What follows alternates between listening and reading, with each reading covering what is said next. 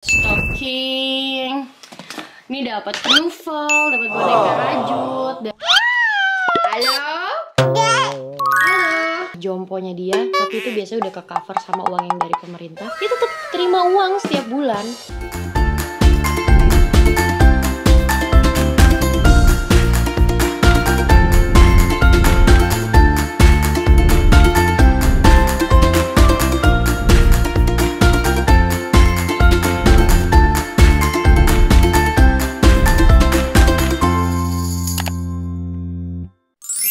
Ini dia bun, kado-kado yang untuk ukuran Natal. Nanti ini ada kayak jam untuk menghitung langkah gitu sama kalori. Ini ada kayak pengharum ruangan. Terus ini isinya maskara.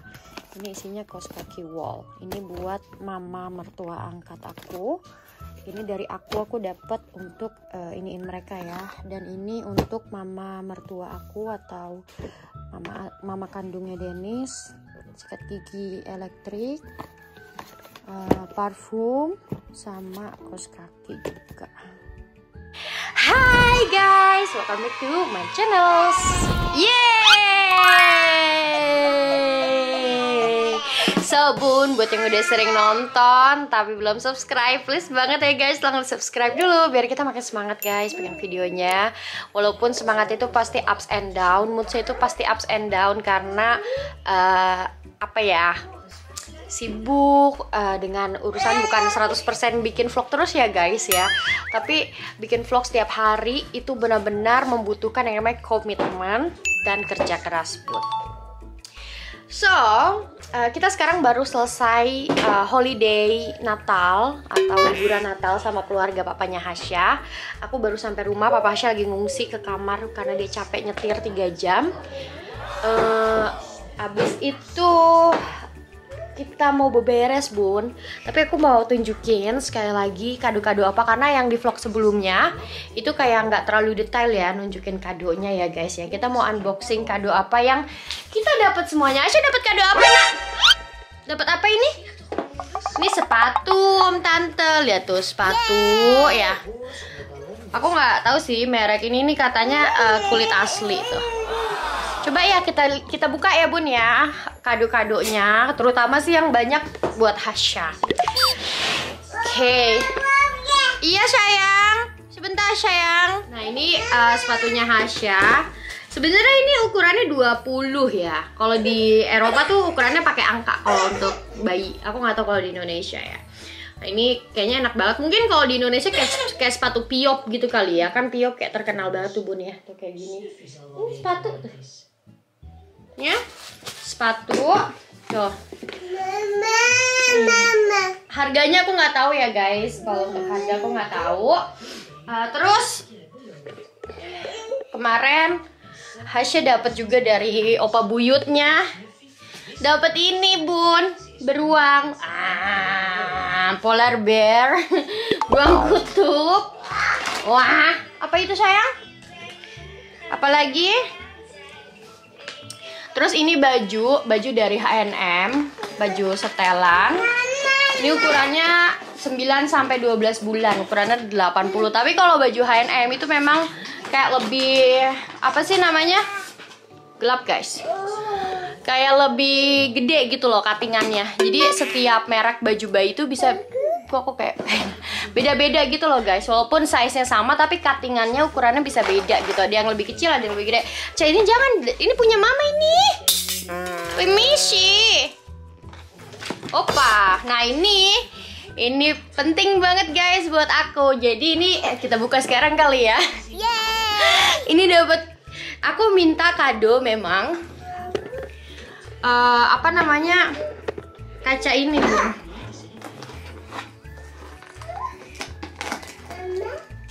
Kaca. Iya sayang. Iya sayang. Apa sayang? Apa sayang?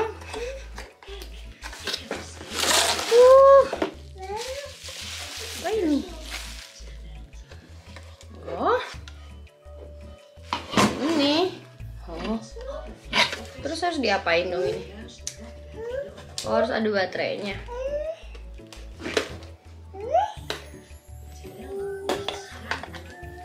Oh, 1, 2, 3, 4. Ada 4 baterainya. Bentar, Mama mau ini dulu. Bentar ya, ambil baterai.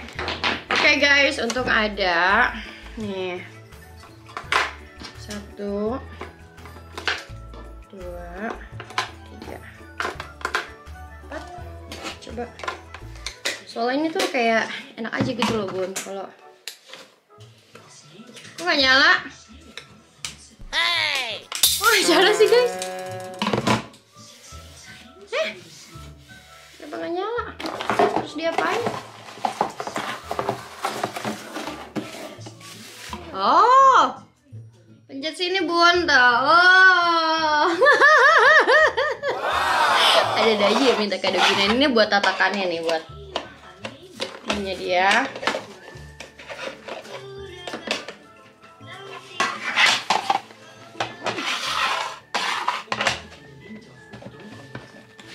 So, Bun, luar biasa tuh. Kalau ini harganya kan aku yang minta ya, jadi aku tahu ini harga sekitar 250.000 guys. Tuh keren kan?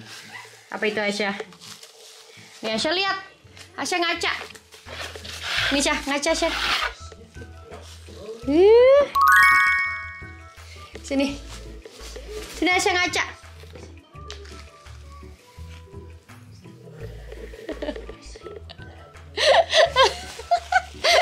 Cantik sekali ada Mama. Oke, jadi ini ya Bun. So on off-nya ada di sini guys. Aku norak banget sih, aku baru tahu ada kaca beginian. Ino. Terus aku dapat juga karena kalau kado Natal itu kita yang kasih listnya gitu guys ya. Aku matiin TV dulu ya karena agak berisik. Kita yang kasih listnya dari bulan November. Jadi kita kasih kayak pakai website gitu. Kita mau tukeran kado apa aja, dan budgetnya sebenarnya waktu itu 50 euro satu orang. Terus sekitar 800.000 satu orang. Tapi kalau misalnya itu kita bisa juga kayak yang ngajuinnya 1.500.000 atau sekitar gitu. Nah ini nggak boleh ini.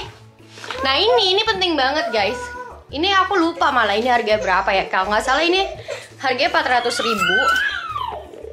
Ini untuk agak gelap. Sayang. Ini sih juga nggak bisa sekarang dipakainya sih. Soalnya harus aku pelajarin. Jatuh. Nah ini Bun. Ini untuk pencukur alis elektrik. Electric eyebrow. Wah. Trimmer. Wah.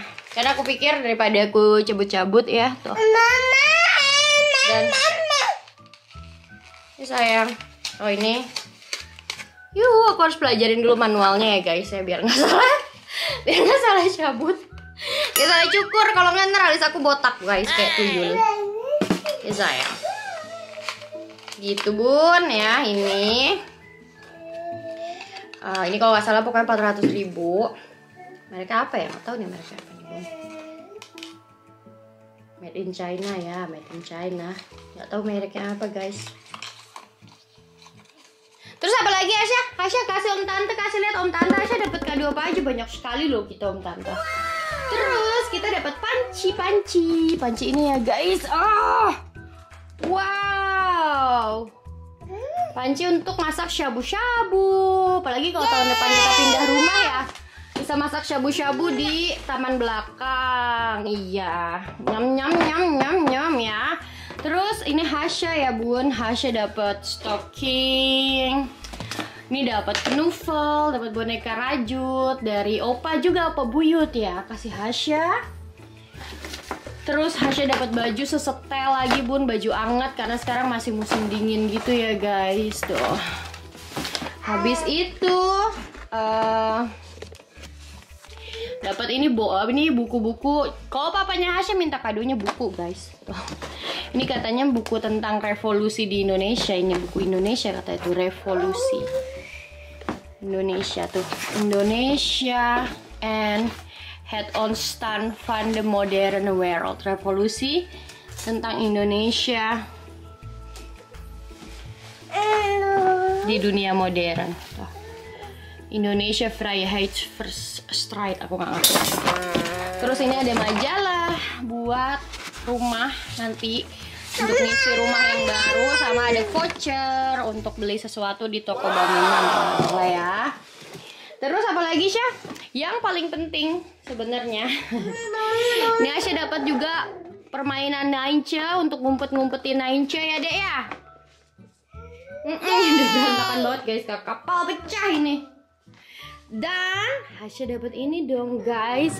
Tuh ini enak banget ini tuh. Ini sofanya Asya pokoknya ini tuh. Bangku malesnya Asya ya dek ya. Dedek. Jadi segitulah kalau harga sofanya, aku kurang tahu persisnya berapa. Tapi kenapa Hasya sampai dikadoin sofa itu? Karena tantenya Hasya, Tante Sandra tuh nanya kan ke aku, Hasya mau dikadoin apa untuk Natal? Aku jujur ya guys, aku sama Dennis tuh nggak pernah ngadoin Hasya. Ulang tahun kita nggak ngadoin, terus Natal juga kita nggak ngadoin karena menurut kita Hasya tuh udah punya terlalu banyak barang gitu, udah dia punya mainannya cukup, bajunya cukup gitu, nggak ada yang kurang dari Hasya, alhamdulillah gitu ya. Jadi ngapain kita masih kado-kadoin dia? Dan tetap aja walaupun kita nggak kadoin, dia tetap dapat banyak kado dari opa omanya, dari tante omnya, dari opa buyutnya gitu.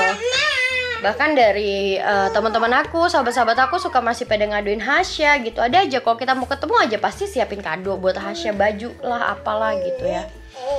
So, pesan tante dan dek. Gak. Abis itu mama mau beberes ini soalnya. Cah, kus om tante dong. Ya, kus mah. Mana om tantenya? Dek, kus dulu om tantenya. Ini sayang. Halo Asya. Halo. Halo. Halo. Oke.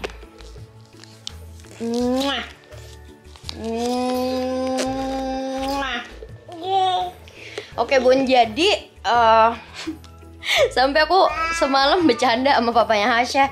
Ya orang-orang pada ngaduin Hasya, kita sendiri aja nggak ngaduin Hasya loh gitu. Yalah biarin aja, biar orang-orang aja ngaduin Hasya, katanya gitu kan. Mama. Iya sayang. Mama. Iya sayang. Oke. Jadi balik lagi ke topik berapa harga bangkunya Hasya itu. Jelas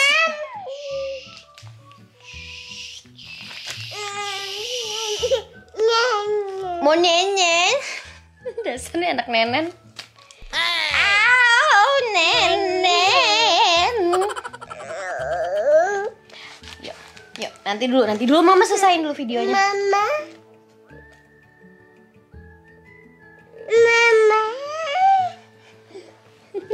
Mana nenen mama mana? Mana nenen mama? Mana? Mana nenennya? Mana nenen mama? Emang ada nenen mama? Mana nenen mama? Tidak ada loh, nenennya hilang. Nih, tidak ada, hilang nenen. Tuh nenennya hilang. Wah, nenennya hilang, tidak ada loh. Jadi harga bangku itu kalau teman-teman mau tahu di Belanda, kalau harga yang aku kirim mau linknya, kenapa dia mainin perut aku? Yang aku kirim linknya, mana neneknya, bukan apa? Yang aku kirim linknya ke tantenya itu sekitar 800.000 atau 45 euroan ya guys ya, 45 sampai 50 euro. Tapi itu yang modelnya kayak sofa gitu loh Bun. Ya kayak sofa. Kalau itu kan kayak beanbag ya, kayak bangku males banget gitu kan. Nah kalau yang itu persisnya aku nggak tahu. Dan kalau di Belanda kalau dikasih kado gitu kayak nggak penting gitu nanya harga-harga, kecuali kalau memang orangnya ngasih bon untuk biar bisa kita tukerin kalau kita nggak suka warna atau size-nya gitu guys ya. Tapi itu sekitaran mungkin 800 ribuan juga atau 50 euro bangkunya. Dan biar Hasya juga bisa santai-santai. Mainin pusat. Gitu Bun. Nanti ya bisa aku nenenin Hasya, aku kasih lihat lagi apa yang terjadi di dapur aku Bun. Masih berantakan banget. Oke? Ntar dulu Bun, dinas dulu Bun ya anaknya tuh. Apa sih, mending nggak tiup-tiup perut. Oke bun, jadi aku sekarang mau beberes dulu ya guys. Aku belum tahu nih nanti aku bakalan makan apa. Sebenarnya ada sisa soto kemarin aku bekal. Apa? Kamu tuh udah panjang, potong lagi kali ya? Mama. Oh. Apa sih? Gitu. Karena ini masih berantakan ya, baju kotor, ini juga pokoknya semuanya deh guys. Dan kita juga dapet uang angpau dari Opa. Jadi Opa tuh semua orang dikadoin yang sama guys ya. Jadi kalau kita hitung-hitung nih, dengan satu orangnya 4,5 juta gitu, dia tuh ngadoin hampir 10 orang ya, atau ya 8 atau 10 orang gitu. Udah hampir 40 juta, dia cuman kasih uang doang gitu guys. Karena kalau orang tua di sini itu lebih banyak uangnya daripada orang muda kayak kita yang lebih produktif. Kenapa? Karena ketika memasuki usia pensiun, gini, karena ini nih Opa ngasih kayak gini tuh bukan cuma Natal, kalau misalnya orang ulang tahun atau kalau kita main aja tuh suka dikasih uang, entah itu 50 euro lah, kayak 800 ribu atau berapa gitu, pasti ada aja gitu. Bahkan waktu Hasya baru lahir, dia udah minta, bilang gini guys, ini Hasya mana dek tadi, remote dek, itu mau buku.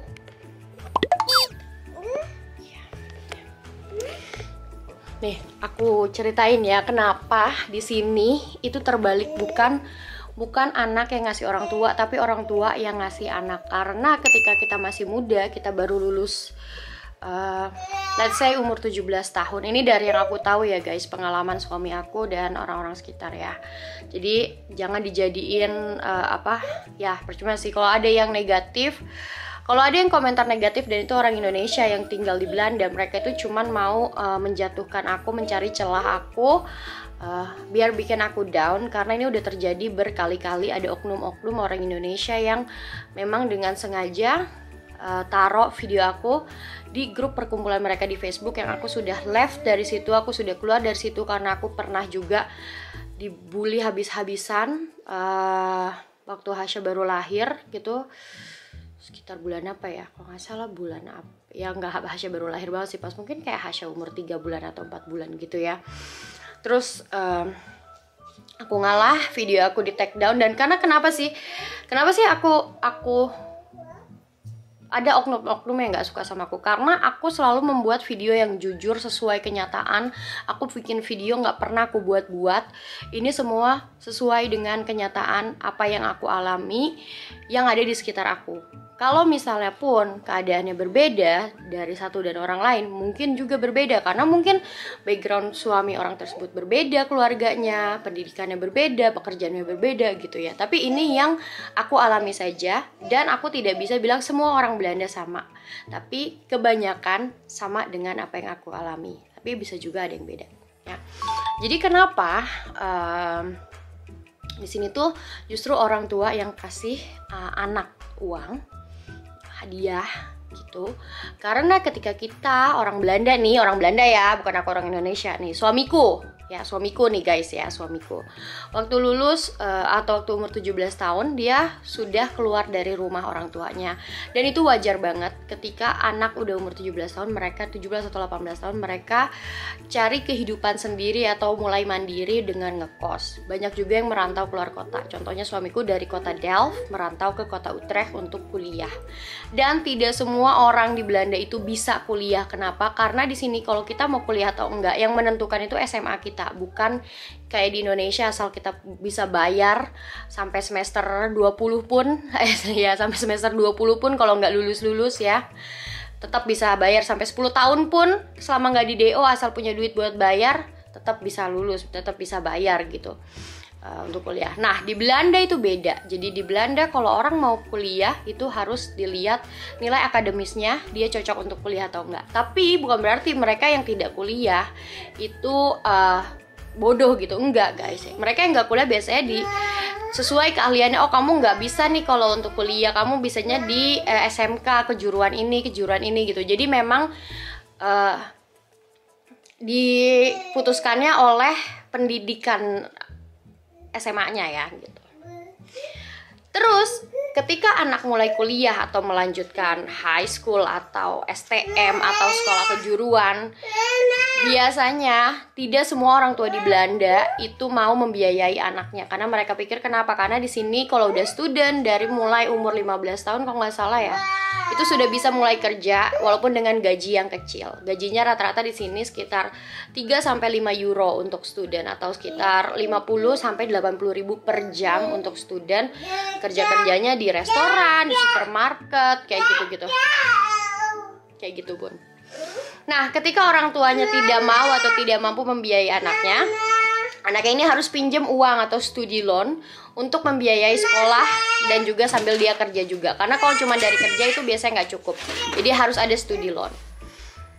Studi loan ini ketika anaknya lulus, dia harus payback atau bayar kembali ke pemerintah. Sampai studi loan itu juga bisa ada untuk ngasih pinjem uang jajan bulanan untuk anaknya bertahan hidup. Kenapa? Karena beberapa bidang studi itu nggak bisa disambil dengan kerja. Kayak misalnya bidang studinya tuh yang serius banget, jadi dokter, jadi ahli anestesi kayak Tiffany gitu. Itu harus ada uang bulanan yang bisa dia pakai untuk bertahan hidup. Nah, itu juga bisa pinjam di studi loan. Nah, kenapa aku ceritain dari sini? Karena ini ceritanya nyambung, guys, ya.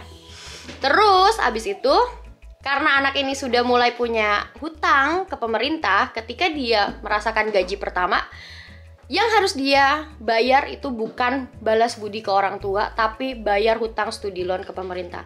Dulu kasusnya kalau suami aku, setahu aku dia tetap dibiayai sampai lulus kuliah. Dia cuman harus membiayai hidupnya untuk bisa bayar kamar kos dan juga makan. Jadi dia dulu pagi sampai sore dia kuliah, sore atau malam sampai subuh dia kerja di kasino, jagain, entahlah di kasino, aku nggak tahu dia kerja apa, pokoknya di kasino, di supermarket kayak gitu. Jadi bener-bener kerjaan yang level bawah banget. Dan hal kayak ini itu bagus gitu, hal kayak gini bagus. Kenapa? Karena anak dari muda udah bisa belajar gimana susahnya cari duit ya guys ya. Jadi ini yang membuat aku berpikir ini yang berbeda banget gimana cara orang tua Indonesia dan orang tua Belanda membesarkan anaknya itu beda. Tapi mungkin juga kenapa di Indonesia nggak bisa kayak gini, karena kesempatan bekerja untuk anak-anak muda, untuk anak-anak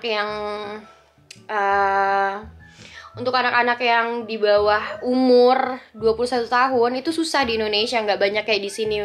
Istilahnya waktu dulu aku kerja di toko Indonesia ya, di warteg Indonesia, anak umur 10 tahun aja, 11 tahun udah bisa gulungin risol dan dikasih per jamnya 50 ribu gitu guys ya. Gulungin risol loh gitu, ngisiin risol sama lumpia. Nah, jadi ketika anaknya sudah mulai kerja, mereka mungkin ngontrak rumah. Mau biskuit sini, mama kasih. Mereka mungkin ngontrak rumah, terus juga mereka udah mulai beli rumah, kredit rumah. Dan mereka juga harus bayar pajak. Di Belanda tuh pajaknya tinggi banget guys. Minimal ya, pajak minimal itu sekitar 33% setahu aku. Kalau kita punya gaji normal, kerja 1 hari 8 jam, seminggu 40 jam. Mau suara ini gitu. Itu tuh Nainca nonton Nainca, dia minta biskuit cookie. Itu bisa bayar gaji, pokoknya 1/3 dari gaji itu udah minimal. Kenapa sih kok pajaknya gede? Nah, pajak ini sebenarnya bukan cuman semata-mata pajak semua. Ini ada uang, di situ ada uang resiko kalau kita di PHK, kita bisa minta dalam tanda kutip bantuan ke pemerintah atau subsidi ke pemerintah kenapa kita di PHK. Dan selama 3 bulan pertama kita dapat gaji full seperti sebelumnya, seperti perusahaan sebelumnya. Dan setelah 3 bulan kalau kita masih belum bisa mendapatkan pekerjaan, kita dapat tunjangan sebesar 70% sampai setahun. Tapi kita harus benar-benar membuktikan kalau setiap hari kita lamar kerjaan juga, bukan yang cuma nungguin uang pemerintah gitu. Nggak semudah itu ya guys ya, nggak seenak itu. Biar gimana pun tetap lebih enak kerja, bukan ngarepin uang bantuan dari pemerintah. Nah, bayangin semakin gede gaji, kalau yang orang-orang yang baru mulai meletek nih, baru mulai kerja, udah bayar studi loan, bayar kehidupannya sendiri, living cost-nya, bayar pajak, terus mungkin tinggal bareng sama pacarnya, atau punya anak, atau nikah, itu semua kan udah cost money, udah banyak banget untuk ngabisin uang cashnya mereka ya. Atau bahkan bisa mulai nyicil rumah gitu. Dan hal tersebut terjadi sampai si anak ini memasuki usia pensiun. Bayar pajak gede, biayain anak, ini itu. Belum lagi kalau orang Belanda tuh biasanya mereka mau ada holiday setiap tahun biar gak stres, biar gak burn out gitu ya.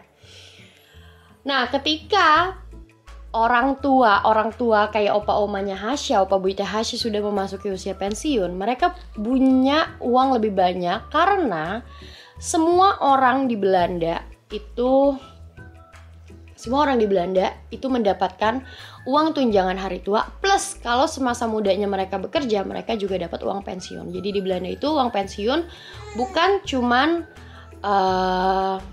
orang-orang yang kerja PNS, tapi kita kerja di restoran aja kita bisa dapat uang pensiun. Kita kerja catering, kita kerja ngurus anak, selama semuanya terdaftar di pemerintah ya, gitu. Selama semuanya kita bayar pajak gitu guys ya. Terus ketika mereka udah mulai pensiun, kayak opa buyutnya Hasya, ya mungkin dia udah pernah menikmati dia holiday di camping, nginep di camping pakai camper van, jalan ke seluruh Eropa waktu dia masih lebih muda, beli mobil camper van, terus tinggal di Spanyol 3 bulan, tinggal di negara A, negara B, pokoknya kayak gitu ya. Dan ketika dia udah lebih tua lagi, kan orang Belanda tuh panjang umur guys ya, rata-rata umurnya tuh bisa 90 tahun, 100 tahun, itu udah rata-rata di sini ya. Padahal mereka pensiunnya tuh umur 67 tahun loh. Di sini orang pensiun dari pemerintah Belanda itu 67 tahun umurnya, kecuali dia ada masalah medis yang bisa lebih awal dari itu. Nah, terus udah gitu kayak udah tua, udah 90, 80, 90, pokoknya ketika dia udah tidak bisa banyak beraktivitas lagi, dia tetap dapat uang jaminan hari tua, tetap dapat uang pensiun. Jadi beda, ada uang tunjangan sosial sama uang pensiun. Bayangin dong, dia tetap dapat setiap bulan. Dia memang harus bayar elderly house atau rumah tinggal, rumah jomponya dia, tapi itu biasanya udah ke cover sama uang yang dari pemerintah. Dia tetap terima uang setiap bulan. Dan ketika dia meninggal, itu ya mau diapain uangnya, ya kan?